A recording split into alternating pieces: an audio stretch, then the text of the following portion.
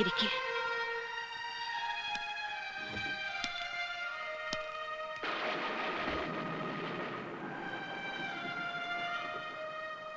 ബുദ്ധിമുട്ടായോ വിളിപ്പിച്ചത്?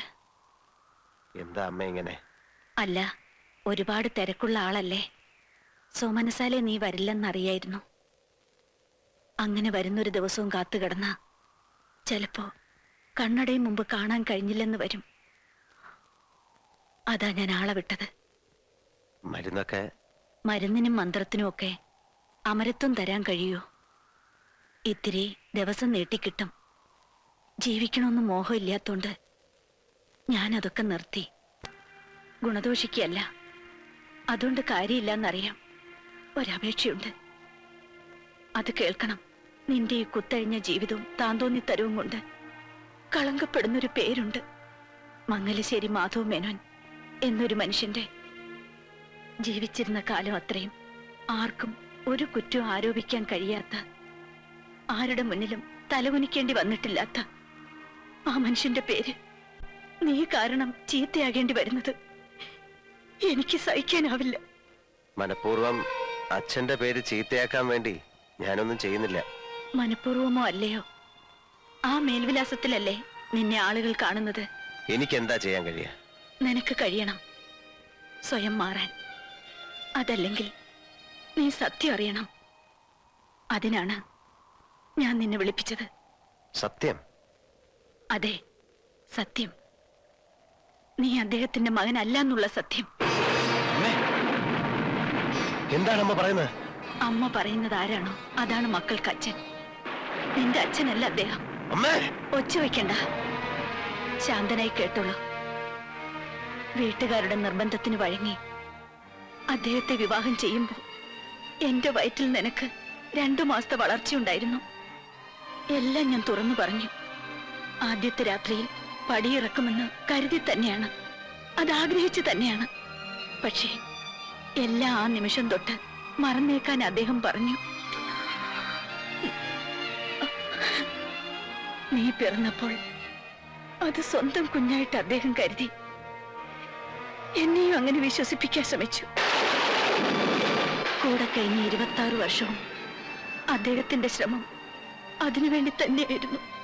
നീലകണ്ഠ, ദാനം കിട്ടിയതിനെ പാരമ്പര്യമായി കണ്ട് അനുഭവിക്കരുത്, അതിൽ അഹങ്കരിക്കരുത്. നിന്റെ പാരമ്പര്യം പിഴച്ചുപെട്ടൊരു അമ്മയുടേതാണ് മോനെ. മോനെ നീല, മോനെ മോൻ.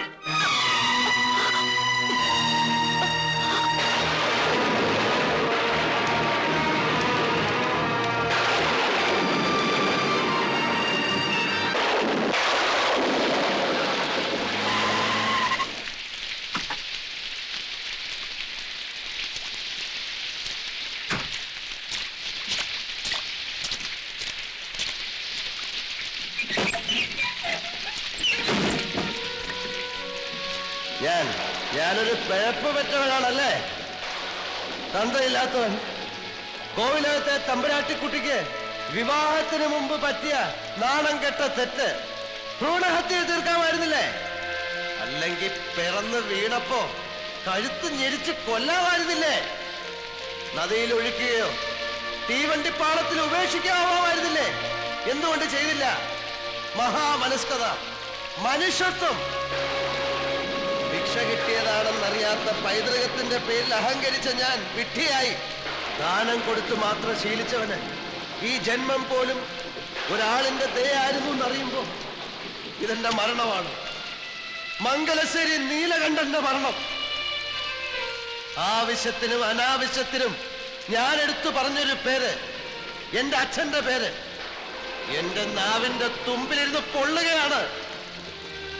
ആദ്യമായി ഞാൻ വെറുക്കുകയാണ്. എനിക്ക് എനിക്ക് എനിക്ക് വെറുപ്പാണ്.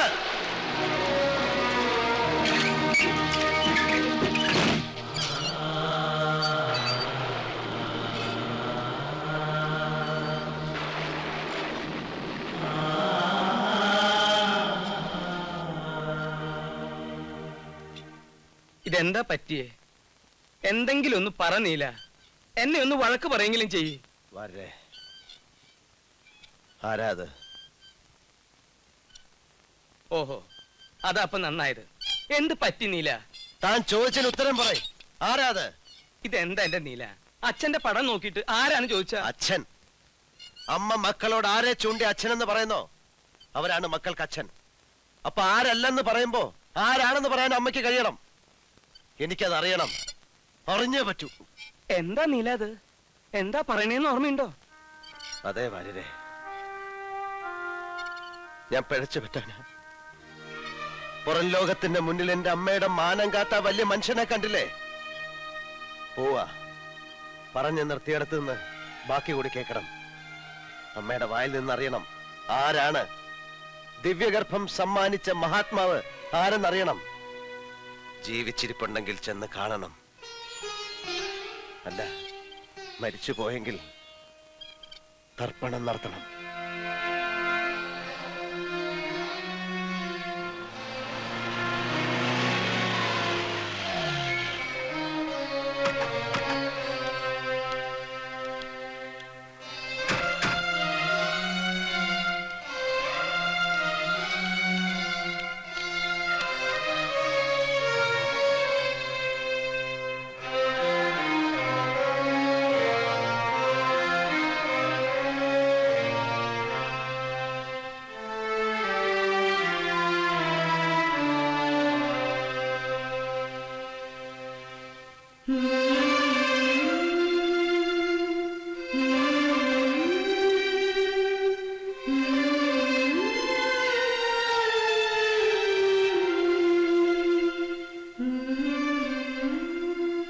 ഒന്നും മുഴുമിപ്പിക്കാതെ പോയി അല്ലേ വലുതേ?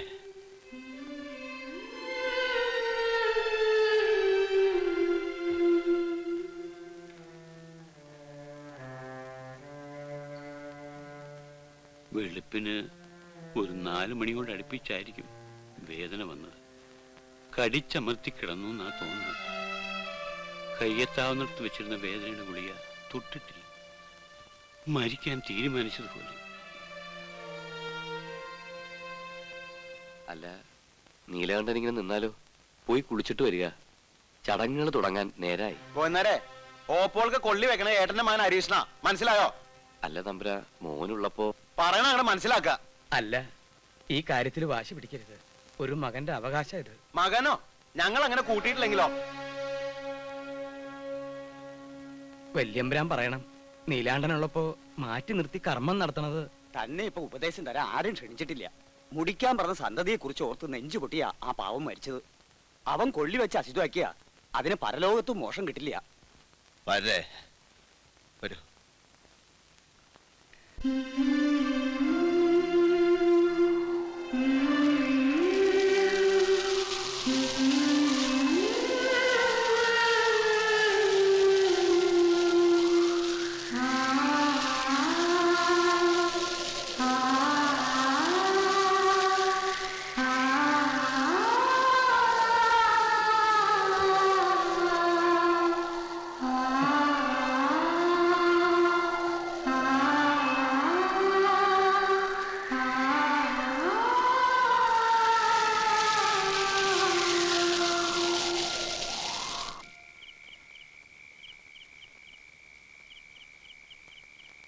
ഉള്ളിലെ തീ അണയുന്നില്ലല്ലോ വാര്യരെ. നീറി നീറി ദഹിക്കുക വയ്യ. പച്ചയ്ക്ക് കത്തുന്ന മനസ്സും ശരീരവുമായി വയ്യ. എന്തു പറഞ്ഞാലും ആശ്വാസം കിട്ടില്ല മനസ്സിന്. സഹിക്കുക, മറക്കാൻ ശ്രമിക്കുക. ഇല്ല വാര്യരെ, സത്യം അറിഞ്ഞാൽ മാത്രമേ എനിക്ക് സ്വസ്ഥത കിട്ടൂ. അതിനൊരാൾക്ക് മാത്രമേ എന്നെ സഹായിക്കാൻ കഴിയൂ. എഴുത്തച്ഛന് എനിക്ക് കാണണം, ഇപ്പോ, ഈ രാത്രിയില്. അറിയാനുള്ള അവകാശം കുഞ്ഞിനുണ്ട്. പക്ഷേ എന്റെ ധർമ്മം. കൊല്ലങ്ങളായി കോലത്തെ ഉപ്പും ചോറും തിന്നണം. കണ്ടതും കേട്ടതും എല്ലാം ഉള്ളിൽ മൂടി വെക്കുക. എനിക്കറിയാവുന്നതൊക്കെ എന്നോടുകൂടി മണ്ണടിഞ്ഞോട്ടെ. എന്നെ നിർബന്ധിക്കരുത്. പക്ഷേ ഒന്നു കുഞ്ഞു മനസ്സിലായിക്കൊള്ളൂ, എല്ലാം കൊണ്ട് യോഗ്യനായ ഒരാളായിരുന്നു. രാജരക്തം തന്നെയാണ് ഈ ദേഹത്തോട് ഒഴുകുന്നത്. കാരണവന്മാരുടെ പിടിവാശിയും മത്സരവും അതുകൊണ്ട് നടക്കാതെ പോയി. ഇനിയിപ്പോ എഴുത്തച്ഛൻ എന്താ പറയേണ്ടത്? അദ്ദേഹം പോയിടത്തേക്ക് കുറെ വൈകി. ഇപ്പൊ അമ്മയും പോയി. പ്രാർത്ഥിക്കുക ആത്മശാന്തിക്ക് വേണ്ടി. ഒരിക്കലും വെറുക്കരുത്. ആഗ്രഹിക്കാണ്ട് കിട്ടിയ കുഞ്ഞായിട്ട് അമ്മ കണ്ടിടണമെന്നുള്ള വിചാരം വേണ്ട. പുണ്യായിട്ട് തന്നെ കരുതിയിട്ടുള്ളൂ.